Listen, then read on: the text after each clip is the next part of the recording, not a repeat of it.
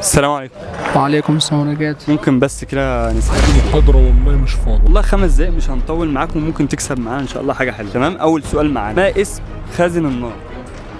خازن النار. اللهم ذكرني. مالك. مالك، صح. نسأل سؤال تاني، في صحابي الرسول صلى الله عليه وسلم سماه بالطيب المصيب، تعرف اسمه؟ طيب المطيب. طيب المطيب، ان شاء الله تفتكر. ها،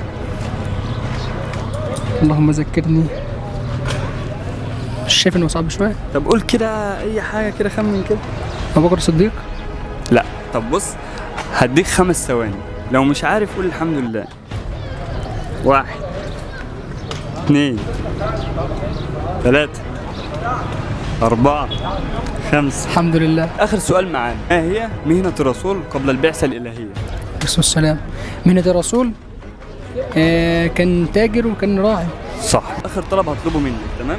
اتفضل. عايزك بس تسمعني أي آية قرآنية بصوتك. آية قرآنية بصوتي. أي آية قرآنية بصوتك بقى أنت تحبها. بسم الله الرحمن الرحيم. ولقد خلقنا الإنسان ونعلم ما توسوس به نفسه ونحن أقرب إليه من حبل الوريد إذ يتلقى المتلقيان عن اليمين وعن الشمال قعيد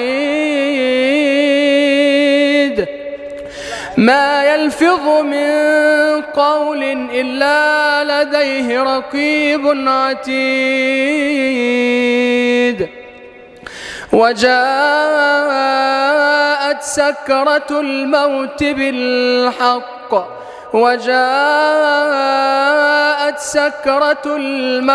بالحق ذلك ما كنت منه تحيد ونفخ في الصور ذلك يوم الوعيد وجاءت